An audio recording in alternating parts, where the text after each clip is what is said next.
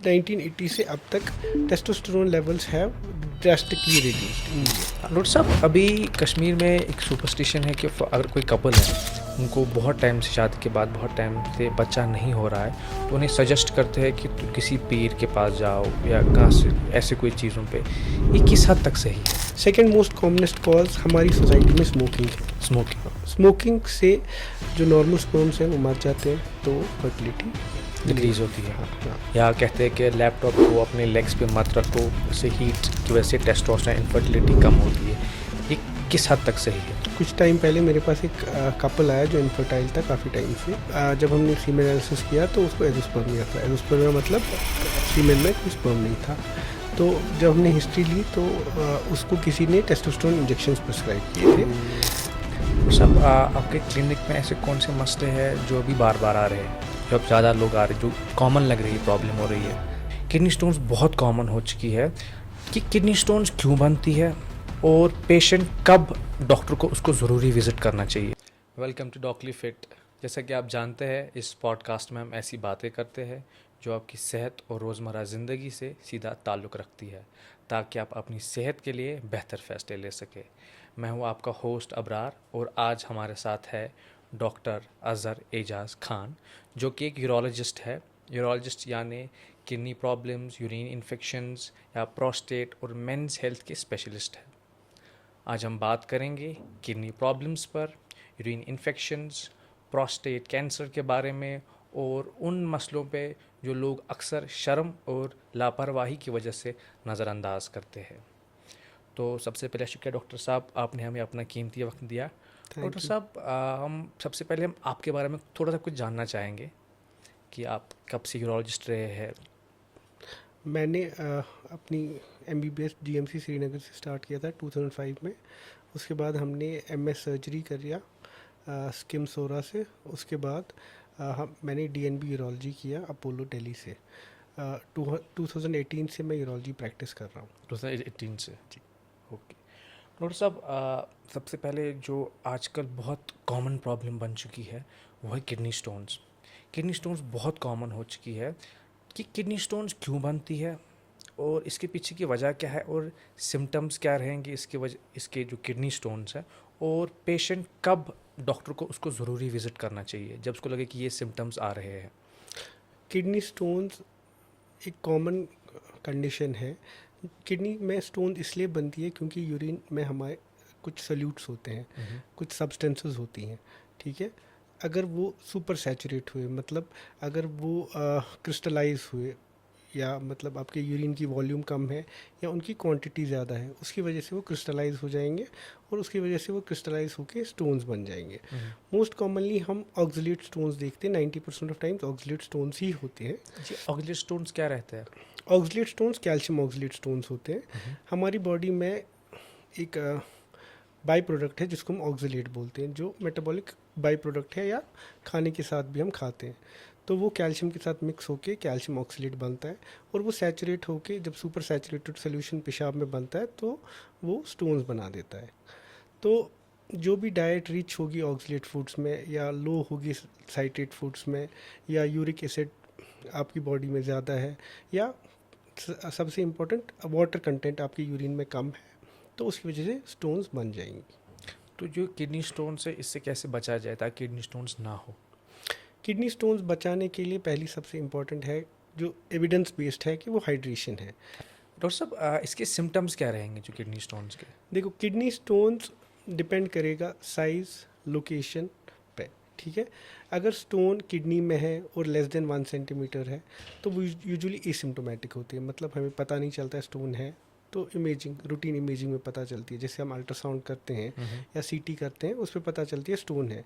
Patient को कभी usually कोई सिम्टम नहीं होता, पेन नहीं होता, या कभी कभी रिकरेंट यूरिनरी इन्फेक्शंस हो सकते हैं। जब इनका साइज़ बढ़ेगा या ये यूरेटर में जाएंगे, यूरेटर मतलब जो किडनी को ड्रेन करती है नाली, उसमें जाएंगे, तो उसकी वजह से पेन हो सकती है, यूरिन में ब्लीडिंग हो सकती है, या यूरिनरी इन्फेक्शंस हो सकते हैं, या बाकी जो भी हैं उसकी सीक्वलें वो हो जाएंगी। इसका ट्रीटमेंट और प्रिवेंशन तो आपने कहा कि पानी पीना है, उसके अलावा कोई प्रिवेंशन इससे ताकि ना हो सके हाँ, किडनी स्टोन्स? देखो, मैंने आपको बोला कि ये सल्यूट्स की वजह से होते हैं। सल्यूट्स जैसे ऑक्सलेट या कैल्शियम, ठीक है, या इंक्रीज सॉल्ट डाइट या इंक्रीज प्रोटीन डाइट। अगर हम हमारी बॉडी में ऑक्सलेट वैसे ही बनता है हमेशा, ठीक है, तो उसको हम सुपर सैचुरेट ना होने दें, फ्लूइड ज़्यादा पिए तो पानी वो ज़्यादा सैचुरेट नहीं होगा। सेकेंडली, अगर हम कैल्शियम एक स्पेसिफिक अमाउंट में खाएं तो ऑक्सलेट कैल्शियम के साथ बाइंड होके स्टूल्स के साथ निकल जाएगा, ताकि वो यूरिन के साथ ना बाईपास निकले। हो जाएगा। हाँ, ताकि वो यूरिन के साथ ना निकले। ओके। तो एक स्पेसिफिक क्वांटिटी में कैल्शियम या मिल्क खाने से स्टोन्स बढ़ती नहीं है, रादर कम कम जाती होती है। हाँ। इसका ट्रीटमेंट क्या रहता है किडनी स्टोन्स का? किडनी स्टोन्स का ट्रीटमेंट डिपेंड करता है लोकेशन, साइज पे, सबसे इम्पोर्टेंट, ठीक है। अगर हमें किडनी में स्टोन होगी, लेस देन 10 mm होगी, एसिम्टोमेटिक होगी, तो यूजुअली फॉलोअप भी कर सकते हैं, ठीक है, मतलब प्रिवेंटिव मेजर्स ही ले सकते हैं। या फिर एक्स्ट्रा कॉर्पोरल लिथोट्रिप्सी होती है, जिसमें हम शॉक देते हैं बाहर से, स्टोन को तोड़ते हैं, लेस देन 10 mm स्टोन्स, ठीक है, less than 10 mm stone. Less than 10 mm stones. अगर अब 10 mm से ज़्यादा स्टोन है और किडनी में है तो 10 to 20 mm स्टोन, तो उसके लिए RIRS एक बेस्ट प्रोसीजर है। RIRS में हम सीधे पेशाब के रास्ते दूरबीन डाल के लेज़र से स्टोन तोड़ते हैं, जिसमें कोई स्कार नहीं रहता, कोई सर्जरी नहीं होती, बस एनेस्थीसिया लगता है, ठीक है। ओके। स्टोन को तोड़ते हैं, स्टोन को डस्ट बनाते हैं, फिर वो आपके यूरेटर के साथ निकल जाता है। जाता है। अब अगर 20 mm से ज़्यादा स्टोन है तो उसके लिए PCNL बेस्ट चॉइस है। PCNL एक प्रोसीजर है जिसमें हम सीधे कैमरा डालते हैं आपकी किडनी में और स्टोन को तोड़ के निकाल देते हैं। ओके। उसमें एक स्टिच, एक स्कार और stitch। एक स्टिच होती है बस। जी। सब यूरिन इन्फेक्शन, आजकल यूरिन इन्फेक्शन भी बहुत बढ़ रहा है। लोग अक्सर शर्म की वजह से उतना बोल नहीं पाते कि यूरिन इन्फेक्शन है। ओके। और यूरिन इन्फेक्शन जब होता है तो फिर बार बार होने लगता है यूरिन इन्फेक्शन। तो ये क्यों हो रहा है? देखिए, यूरिन इन्फेक्शन दो किस्म के, मेल्स में अलग प्रॉब्लम्स है, फीमेल्स में अलग प्रॉब्लम्स है। फीमेल्स में यूजुअली यूरिन इन्फेक्शन साल में 2 बार होना नॉर्मल है, स्पेशली आफ्टर मैरिज। तो साल में 2 बार होना हम कंसिडर नहीं करते प्रॉब्लमेटिक है। अगर 2 बार से ज़्यादा हो तो कॉम्प्लिकेटेड इन्फेक्शन हम बोलते हैं, ठीक है। तो इसमें बहुत वजह है, फीमेल्स में अलग वजह है, मेल्स में अलग वजह है। स्टोन एक कॉमनेस्ट वजह है बोथ जेंडर्स में, मेल्स में भी, फीमेल्स में भी। अब फीमेल्स में बाकी वजह भी है, जैसे PID हो गया, या फिर रिकरेंट इन्फेक्शंस होते हैं फीमेल्स में, क्योंकि उनकी एनाटमी वैसी होती है जिसकी वजह से उनको बार बार सिस्टाइटिस मतलब ब्लैडर का इन्फेक्शन होता है। तो उसको एड्रेस करने के लिए फिर आपको सही माहिर से मिलना पड़ेगा। तो पहले देखना पड़ेगा कि यूरिन इन्फेक्शन है भी कि नहीं, उसके बाद हम कल्चर से स्पेसिफिक एंटीबायोटिक देके उसको इरेडिकेट कर सकते हैं। यूरिन इन्फेक्शंस फीमेल्स में अलग सिम्टम्स होते हैं, मेल्स में अलग सिम्टम्स। हाँ, फीमेल्स में यूजुअली सिस्टाइटिस ही, अनकॉम्प्लिकेटेड सिस्टाइटिस होता है, जिसमें उनको यूजुअली जलन होती है या बार बार पेशाब होना होता है, अगर कोई ऑब्स्ट्रक्टिंग सिम्टम नहीं है या कुछ और नहीं है, ठीक है। मेल्स में अगर UTIs होते हैं तो वो यूजुअली प्रोस्टेटाइटिस होता है, ठीक है, प्रोस्टेट में इन्फेक्शन की वजह से होता है, क्योंकि प्रोस्टेट मेल्स में एक स्पंज की तरह एक्ट करता है, जिसमें एक बार इन्फेक्शन हो गया तो बार बार हो जाएगा, ठीक है। तो उसमें अलग ट्रीटमेंट, इसमें अलग ट्रीटमेंट, इसमें अलग फैक्टर्स है, फीमेल्स में अलग फैक्टर्स है। ओके। सो इसका ट्रीटमेंट क्या रहता है? ट्रीटमेंट डिपेंड करता है कॉज पे। अगर फीमेल्स आते हैं हमारे पास जिनको रिकरेंट यूरिनरी ट्रैक्ट इन्फेक्शन हो गया, पहले हम उनको प्रिवेंटिव स्ट्रेटजीज बोलते हैं, ठीक है। प्रिवेंटिव स्ट्रेटजीज में यूजुअली हम उनको बोलते हैं कि पानी ज़्यादा पियो, ठीक है। देखा गया है कि अगर पानी आप ज़्यादा पियोगे तो 50% ऑफ इन्फेक्शंस कम होंगे फीमेल्स में, ठीक है। सेकेंडली, अगर आप देखा गया है कि क्रैनबेरी में एक प्रोडक्ट होता है जिसको हम बोलते हैं पैक, ठीक है, हाँ, PAC, जो प्रिवेंट करता है बैक्टीरिया को ब्लैडर से चिपकने, स्पेशली E. coli जो एक बैक्टीरिया होता है ब्लैडर से नहीं चिपकता है, जिसकी वजह से इन्फेक्शंस नहीं होते, तो वो पी सकते हैं, जिसकी वजह से इन्फेक्शंस कम हो सकते हैं। और बाकी जनरल मेजर्स जैसे कॉन्स्टिपेशन ना हो या फिर बाकी मेल्स और फीमेल्स का ट्रीटमेंट सेम रहता है? मेल्स और इन जनरल तो सेम है, लेकिन मेल्स में हमें लॉन्ग टर्म एंटीबायोटिक्स देने पड़ते हैं, एड्रेस करना पड़ता है कि ऑब्स्ट्रक्शन तो नहीं है, रुकावट तो नहीं है पेशाब में प्रोस्टेट की वजह से, तो उसमें लॉन्ग ड्यूरेशन एंटीबायोटिक्स देने पड़ते हैं। फीमेल्स में usually short course of antibiotics काम करता है, या तो हम सिंगल डोज फॉसोमाइसिन देते हैं या तो 3 डे कोर्स क्विनोलोन्स का देते हैं। और सब यूरिन लीकेज, यूरिन लीकेज भी एक प्रॉब्लम है, या ब्लैडर कंट्रोल, या इंसान को फ्रीक्वेंट यूरिनेशन आती है, या यूरिन मतलब इंसान शर्म की वजह से इंसान बोल नहीं पाता है कि यूरिन कभी कभी निकल जाता है, तो ये क्यों होता है कि मतलब यूरिन कंट्रोल नहीं हो पाता, ब्लैडर यूरिन नहीं कंट्रोल कर पाता है? यूरिन लीकेज होना 2 किस्म का होता है, रादर 3 किस्म का होता है, और फीमेल्स में अलग कॉजेज़ होते हैं, फिर से मेल में मेल्स अलग। में अलग कॉजेज़ होते हैं, क्योंकि एनाटमी डिफरेंट है, तो हम्म, मेल्स में अलग कॉजेज़ होते हैं, फीमेल्स में अलग अलग कॉजेज़। कॉज रहेंगे। फीमेल्स में बहुत कॉमन है यूरिन लीक होना। फीमेल्स में या तो स्ट्रेस यूरिनरी इनकॉन्टिनेंस होती है, स्ट्रेस यूरिनरी इनकॉन्टिनेंस जिसको हम बोलते हैं, मतलब फीमेल खांसी करेगी या कोई वज़न उठाएगी तो उनको थोड़ा यूरिन लीक होता है। हम्म, या फिर अर्ज यूरिनरी इनकॉन्टिनेंस, अर्ज यूरिनरी इनकॉन्टिनेंस मतलब कि उनको यूरिन आया, वो कंट्रोल नहीं कर पाए और वो लीक हो, हम्म, ठीक है। तो दोनों की डिफरेंट वजह है। Stress urinary incontinence usually post delivery हो जाते हैं, क्योंकि इनके पेल्विक फ्लोर लैक्स हो जाता है, उसकी वजह से यूरिन लीक होता लीक होता है। है, ठीक है। और अर्ज urinary incontinence over active bladder की वजह से या इन्फेक्शन की वजह से हो जाता है, ठीक है। ये जो स्ट्रेस इनकॉन्टिनेंस है ये बहुत कॉमन है हमारी सोसाइटी में, और फीमेल्स यूजुअली आती नहीं है हमारे पास ट्रीट करने के लिए, वो खुद से यूजुअली सैनिटरी पैड्स यूज़ करते हैं या और कुछ चीज़ें यूज़ करते हैं, लेकिन ये मेडिकली और सोशली दोनों प्रॉब्लमेटिक है, क्योंकि वो एक जगह जा नहीं पाती है, दूसरी जगह मतलब अपने घर से बाहर नहीं निकल पाती है, because they often don't want to go like that. So stress urinary incontinence बहुत आसान है ट्रीट करना rather than urge incontinence. Stress incontinence के लिए हम पेशेंट्स को या फीमेल्स को कीगल एक्सरसाइजेस बोल सकते हैं, पेल्विक फ्लोर मसल ट्रेनिंग करवा सकते हैं, या फिर अगर उन चीज़ों से ठीक नहीं हुआ तो फिर हमारे पास एक छोटा सा प्रोसीजर होता है, उसमें हम स्लिंग सर्जरी बोलते हैं। Sling surgery. स्लिंग, हाँ स्लिंग, हम एक स्लिंग डालते हैं जिसकी वजह से आपका यूरिन कंट्रोल होता है फीमेल्स में। फीमेल्स में। जी। अर्ज इनकॉन्टिनेंस में यूजुअली कॉज एल्यूसिडेट करना पड़ता है, देखना पड़ता है कॉज क्या है, जिसकी वजह से फिर हम उसको स्पेसिफिकली ट्रीट करते हैं। अर्ज urinary incontinence usually over active bladder की वजह से होती है या तो फिर इन्फेक्शन की वजह से, तो वो उसी हिसाब से ट्रीट करना पड़ता है। मेल्स में? मेल्स में यूजुअली इनकॉन्टिनेंस आफ्टर 50 हो जाती है, आफ्टर 50। आफ्टर 50 हो जाती है।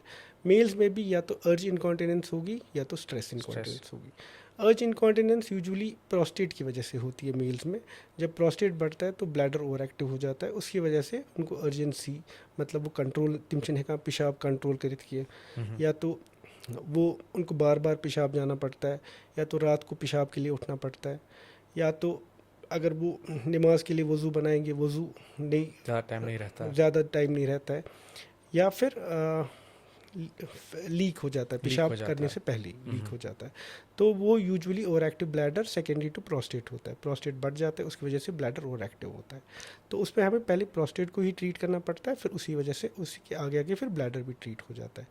मेल्स में स्ट्रेस इनकॉन्टिनेंस बहुत रेयर है, यूजुअली सर्जरी के बाद स्ट्रेस इनकॉन्टिनेंस होती है, तो मेल्स में स्ट्रेस इनकॉन्टिनेंस बहुत कम रहता है एज कम्पेयर टू फीमेल्स। जी। ओके।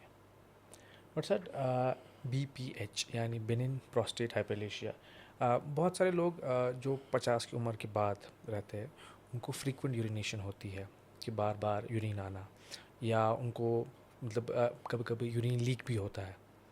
ये क्यों हो रहा है? फर्स्ट। सेकंड, ये इस एज के बाद उनको क्या प्रिवेंशंस लेनी चाहिए, और इसके सिम्टम्स तो यही रहेंगे, क्या प्रॉब्लम रहती है उसमें, ट्रीटमेंट भी क्या रहेगा? देखो, प्रोस्टेट एक छोटा सा ऑर्गन है जो आपके ब्लैडर के नीचे मेल्स में होता है, मेल्स में। ठीक है। ये एक एक्सेसरी रिप्रोडक्टिव ऑर्गन है, ये ब्लैडर के नीचे रहता है, लेकिन इसके थ्रू आपकी पेशाब की नाली जाती है, ठीक है। आफ्टर 50 एक स्पेसिफिक सबसेट ऑफ पॉपुलेशन में ये बढ़ जाता है, वो जेनेटिक भी है, डाइटरी भी है थोड़ा सा, लेकिन मोस्टली जेनेटिक है, ठीक है, क्योंकि ये इसकी ग्रोथ डिपेंडेंट है टेस्टोस्टेरोन पे, ठीक है। हाँ, तो जब ये बढ़ता है तो इसकी वजह से यूरिनरी सिम्टम स्टार्ट होते हैं।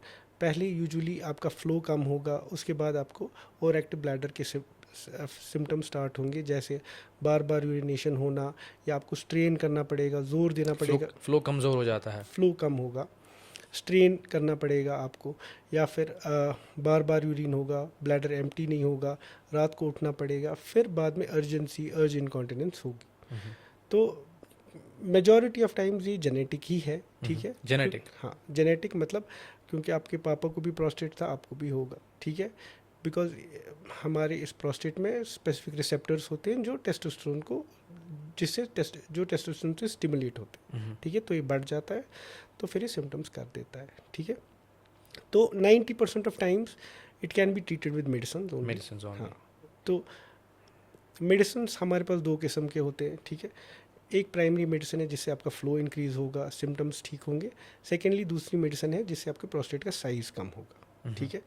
दोनों चीज़ें स्टार्ट करने से पहले, क्योंकि ये 50 ईयर्स ऑफ एज है, तो इसमें प्रोस्टेट दो वजह से बढ़ता है, या तो प्रोस्टेट कैंसर की वजह से बढ़ेगा या तो बीपीएच की वजह से बढ़ेगा, बीनाइन प्रोस्टेटिक हाइपरप्लेजिया की वजह से, मतलब नॉर्मल प्रोस्टेट की वजह से। तो पहले हमें ये देखना है कि प्रोस्टेट कैंसर तो नहीं है। तो अगर प्रोस्टेट कैंसर हमने रूल आउट किया तो फिर उसके बाद हम बीपीएच की ट्रीटमेंट स्टार्ट करते हैं। बीपीएच की ट्रीटमेंट मोस्टली मेडिकल है, मतलब दवाइयों से ठीक हो जाता है 90% ऑफ टाइम्स। एक सबसेट ऑफ पॉपुलेशन है 10% जिनमें फिर भी साइज़ इंक्रीज होता है, सिम्टम्स परसिस्ट करते हैं, तो उनमें हमें सर्जिकल या फिर मिनिमली इन्वेजिव सर्जिकल प्रोसीजर्स करने पड़ते हैं।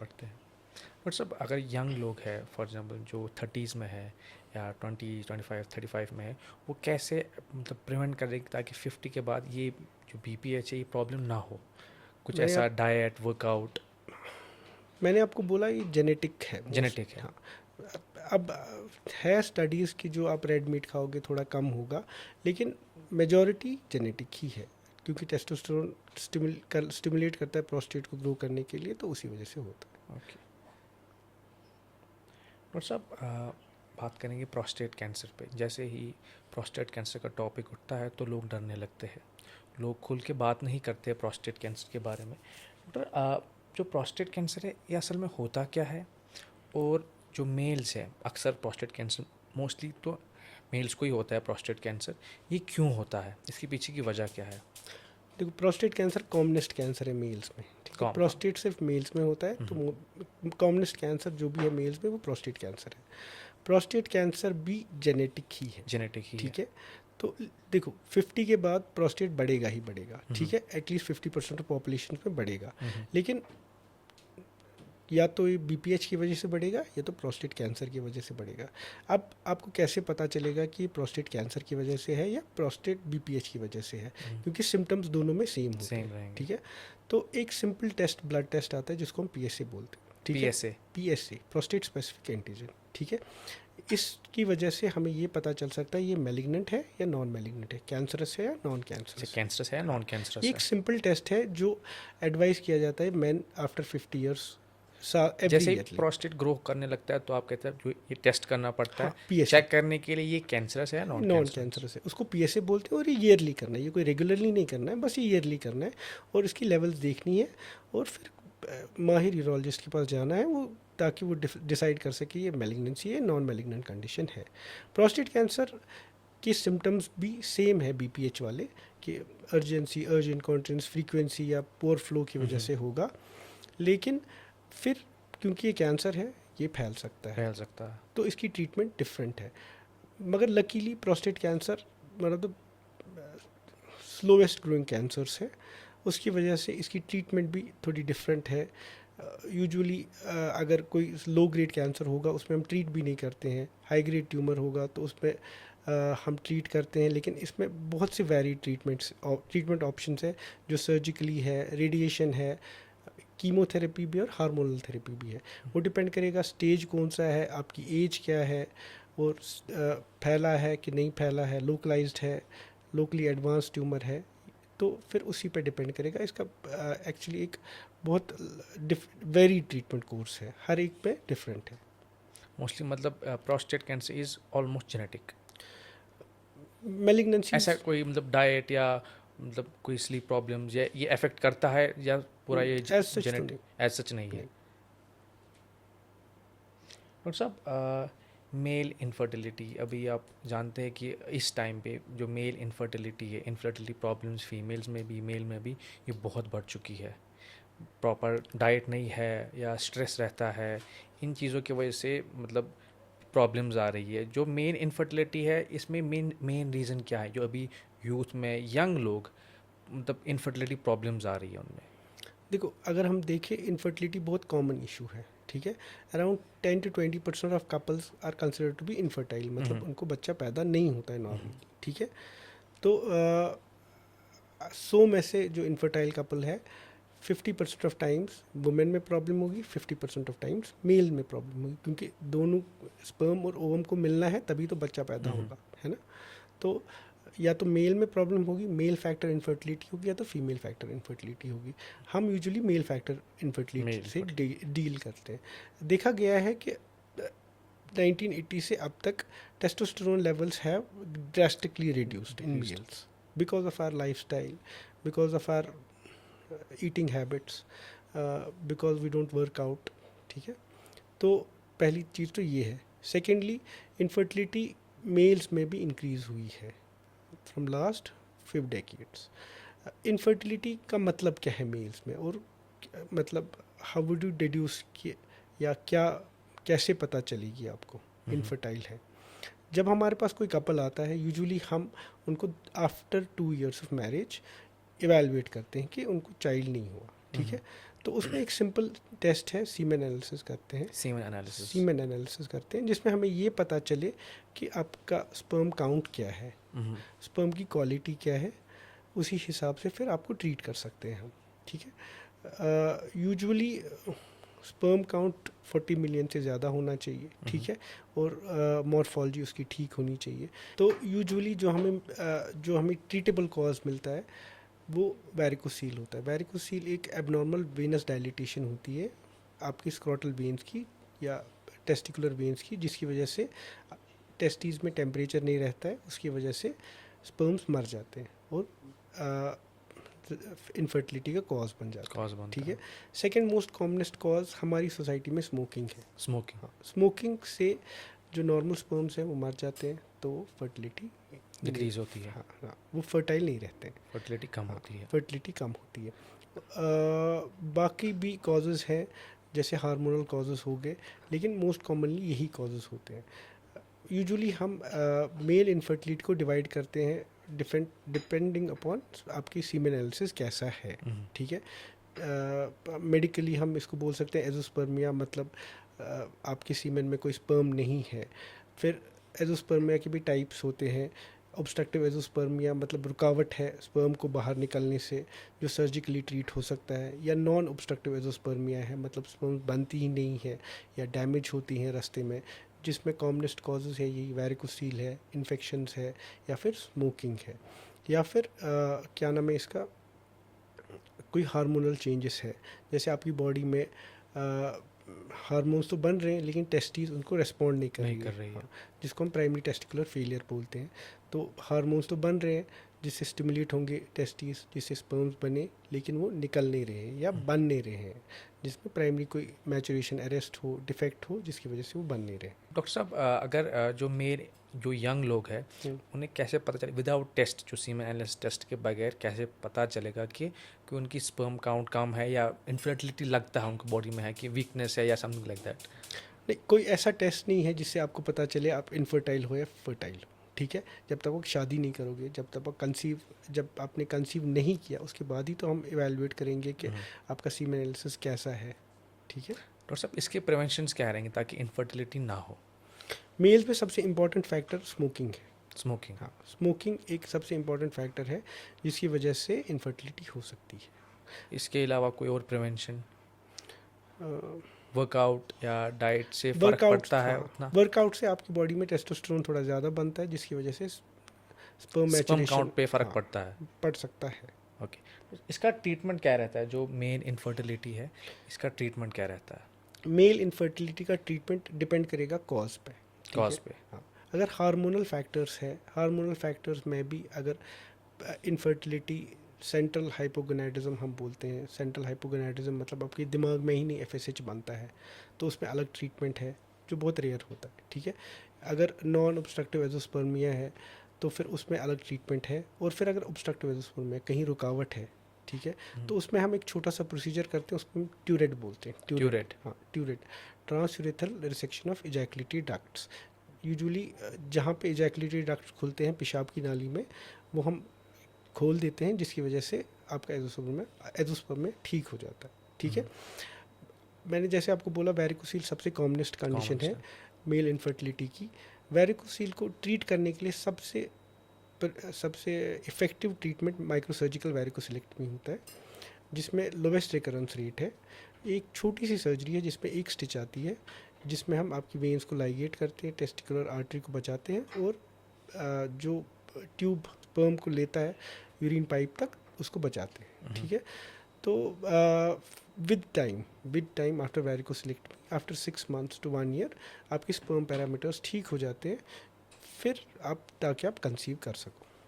डॉक्टर साहब, अभी कश्मीर में एक सुपरस्टिशन है कि अगर कोई कपल है, उनको बहुत टाइम से, शादी के बाद बहुत टाइम से बच्चा नहीं हो रहा है, तो उन्हें सजेस्ट करते हैं कि किसी पीर के पास जाओ या कहाँ से, ऐसे कोई चीज़ों पे। ये किस हद तक सही है? स्पिरिचुअली तो मैं कमेंट नहीं कर सकता हूँ, मेडिकली कह सकता हूँ कि अगर 2 साल with in after 2 years of marriage बच्चा ना हो, अगर आप ट्राई कर रहे हैं कंसीव के लिए, तो आपको एक सही माहिर के पास ज़रूरी जाना है, जाना चाहिए। जिससे आपको ये पता चले कि फीमेल फैक्टर इनफर्टिलिटी है या मेल फैक्टर इनफर्टिलिटी है। अगर फीमेल फैक्टर इनफर्टिलिटी है तो उसके लिए गायनेकोलॉजिस्ट है, फीमेल इनफर्टिलिटी स्पेशलिस्ट होते हैं जो आपको ट्रीट करेंगे, कॉज क्या है उसी वजह से उसी हिसाब से ट्रीट करेंगे। अगर मेल फैक्टर इनफर्टिलिटी है कि मेल की वजह से इनफर्टिलिटी है, तो आपको किसी यूरोलॉजिस्ट या एंड्रोलॉजिस्ट के पास ज़रूरी जाना है, जो आपको प्रॉपरली इवैल्यूएट करे और प्रॉपरली ट्रीट करे, रादर देन इधर उधर घूमने के लिए।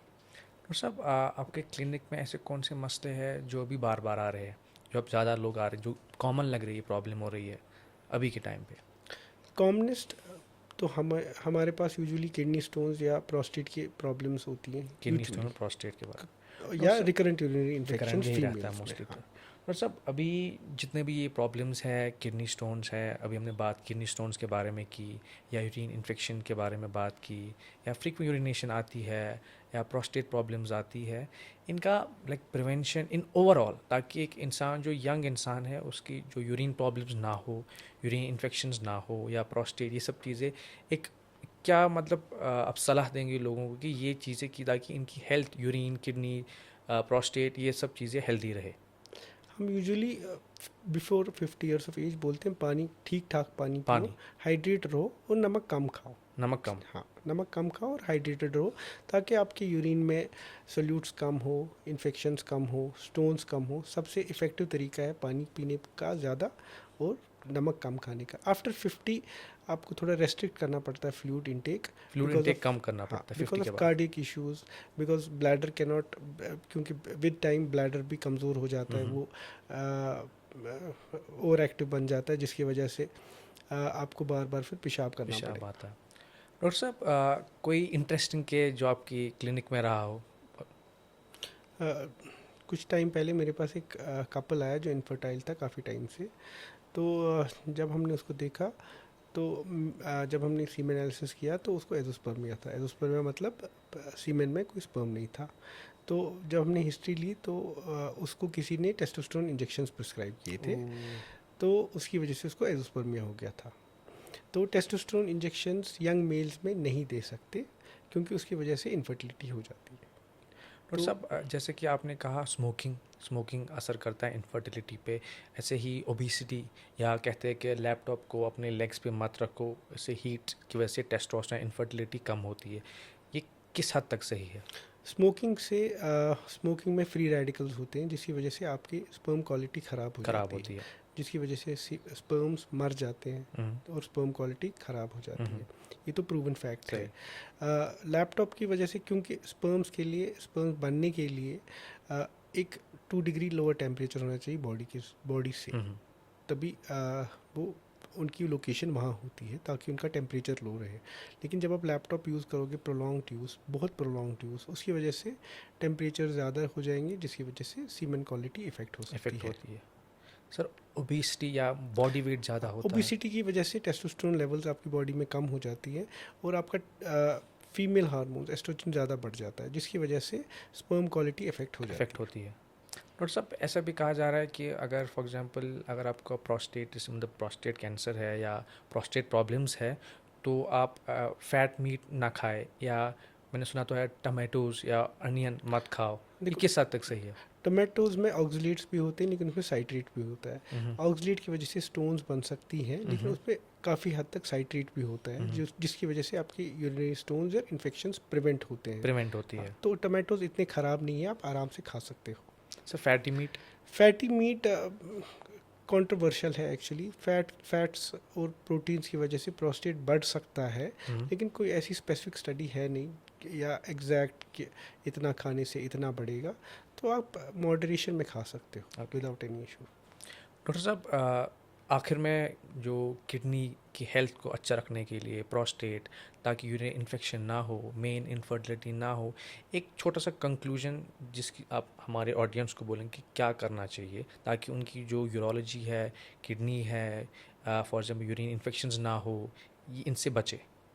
सबसे इम्पॉर्टेंट है कि आप हाइड्रेटेड रहे अच्छे से, ताकि आपका यूरिन भी सही से बने और इन्फेक्शन भी प्रिवेंट हो और स्टोन्स भी प्रिवेंट रहेंगे उससे।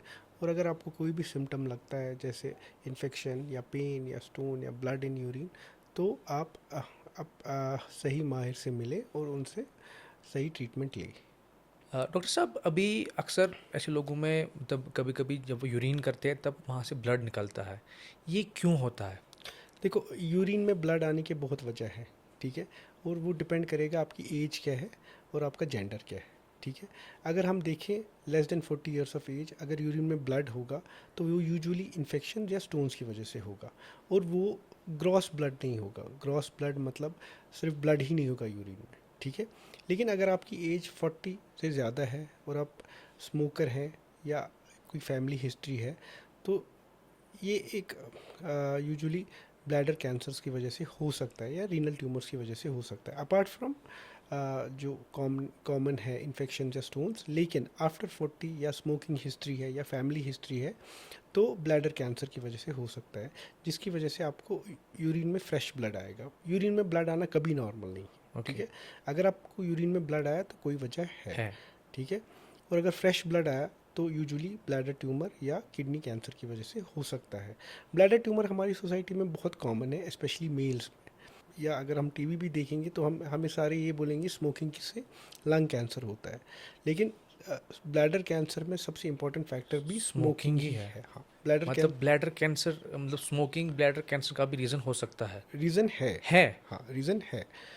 40 to 50% ऑफ टाइम्स जो ब्लैडर कैंसर पेशेंट्स होते हैं उनमें स्मोकिंग ही रिस्क फैक्टर है सबसे बड़ा, क्योंकि जो साइड प्रोडक्ट्स है, बाई प्रोडक्ट्स है स्मोक के, वो यूरिन में कॉन्सेंट्रेट होते हैं और वो जो ब्लैडर में रहता है तो फिर वो कॉज कर सकता है मैलिग्नेंसी। हमारी सोसाइटी में ब्लैडर कैंसर बहुत कॉमन है।